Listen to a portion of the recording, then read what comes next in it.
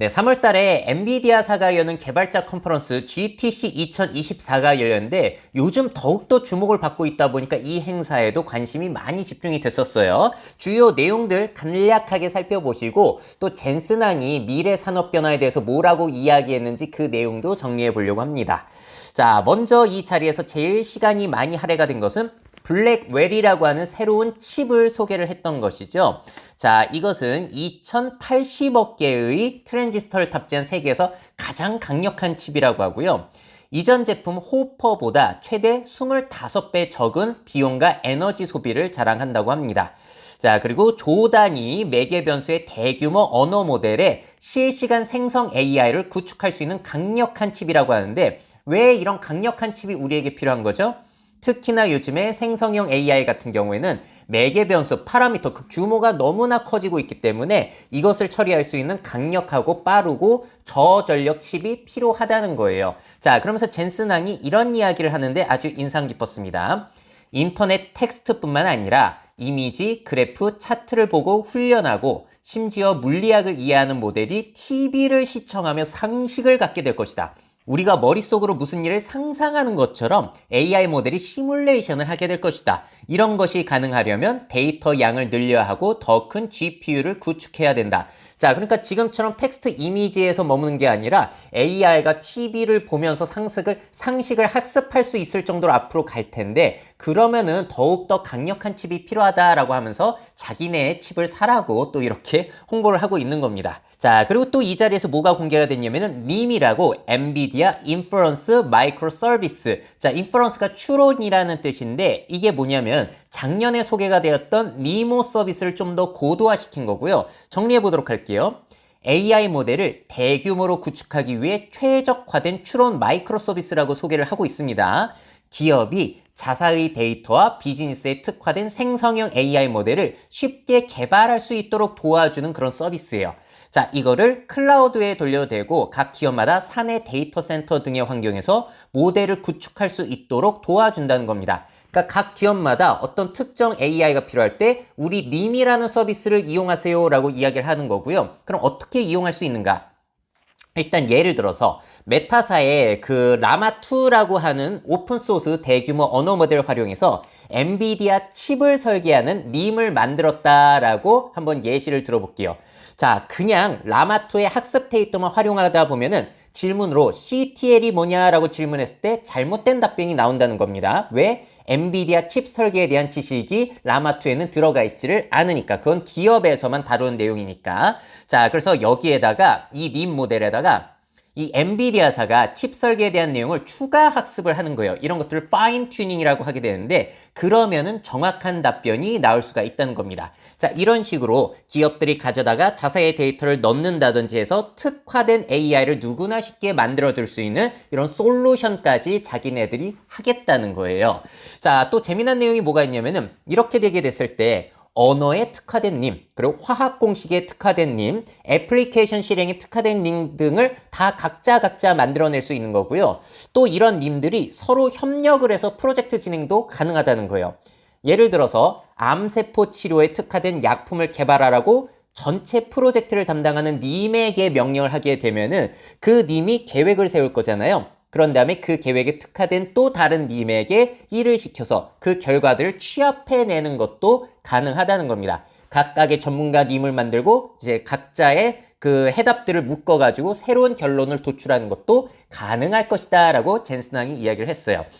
이게 뭐랑 비슷한 거냐면은 그 챗GPT 나만의 GPT 만들기 GPT스 그리고 마이크로소프트 코파일럿 스튜디오 아니면 우리나라 네이버의 클로바 스튜디오 이런 것들도 이제 미세 조정이라든지 여러 자료를 올려서 특화된 나만의 AI를 만들 수 있게 해주는 건데 엔비디아의 님 같은 경우에는 이러한 맞춤형 AI 모델 서비스를 기업향으로 고도화한 서비스라고 보시면 될 것 같아요. 엔비디아만 할 것은 아니라는 얘기죠. 여기저기서 이런 솔루션들은 나올 것 같고요.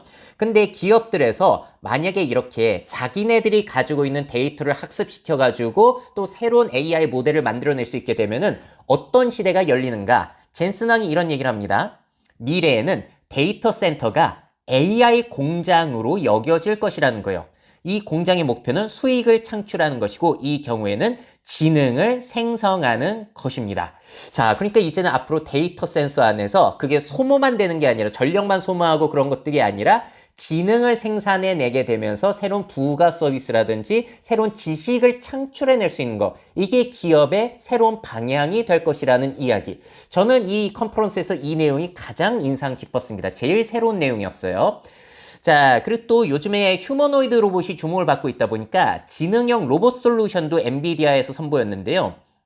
동영상으로 보시게 되면은 먼저 물리적 법칙이 적용이 된 디지털 트윈 공간, 이 안에서 로봇이 훈련을 할 수 있다는 거예요. 시뮬레이션을 해보고 실제 공간에 적용을 할 수가 있다는 거죠. 그리고 인간이 직접 행동을 미리 보여줘서 그것을 따라하게 하는 방식도 가능하다라고 하며 로봇을 훈련시켜서 지능을 갖게 하는 그런 것들의 솔루션도 자기네들이 개발하고 있다라고 이야기를 하고 있어요.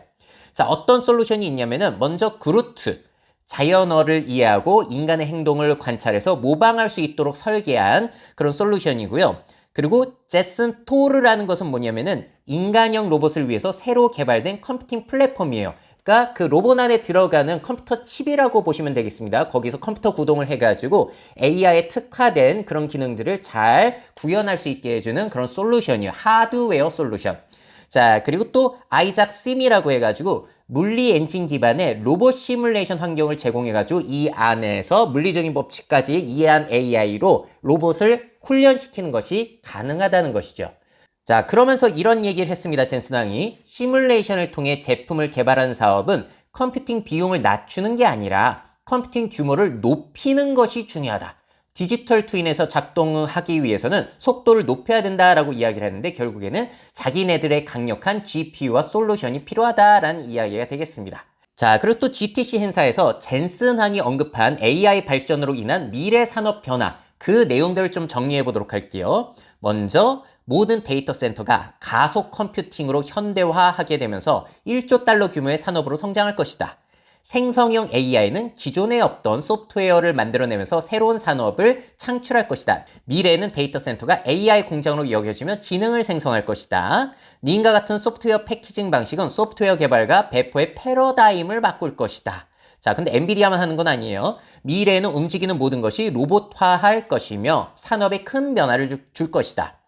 산업용 로봇들을 위한 디지털 트윈 플랫폼이 중요한 인프라로 자리를 잡을 것이다. 자, AI와 로봇공학이 결합된 휴머노이드 로봇은 미래 사회와 산업의 혁신을 가져올 것이다. 뭐 이런 이야기들로 정리해 볼 수가 있을 것 같습니다. 자, 그리고 GTC 그 발표에서는 이야기를 안 했지만 나중에 이런 이야기를 해서 화제가 되기도 했어요. 젠슨 황이 AI 환각은 해결할 수 있으며 그보다 중요한 내용, AGI의 등장은 5년 남았다고 말했다라는 테크크런치의 기사입니다. AGI라는 것은 여기저기에서 정말로 인간처럼 사고할 수 있는 강력한 인공지능을 얘기하는 거거든요. 그러면서 이런 이야기를 구체적으로 했어요. AGI를 소프트웨어 프로그램이 매우 잘할 수 있는, 즉 대부분의 사람보다 8% 정도 더 잘할 수 있는 일련의 테스트라고 매우 구체적으로 정의한다면 5년 이내에 AGI에 도달할 수 있을 것이라고 생각한다.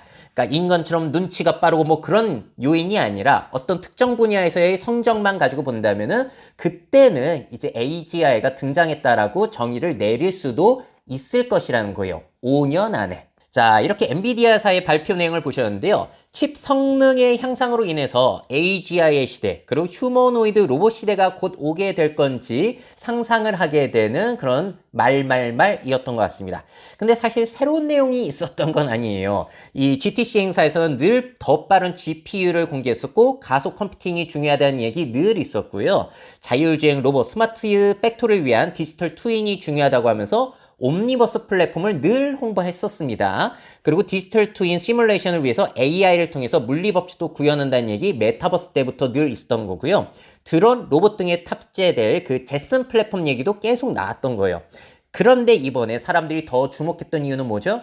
주가가 너무나 높아지다 보니까 관심을 많이 끌어가지고 언론에서도 더욱더 이야기가 많이 나왔던 것 같습니다. 과연 엔비디아사의 상승세는 이어질지도 한번 지켜보시죠. 미래사회 변화를 업데이트하고 싶으신 기업 및 기관, 그 밖에 미래 트렌드 교육이 필요하신 분들은 myf21 네이버닷컴 이메일로 연락주세요.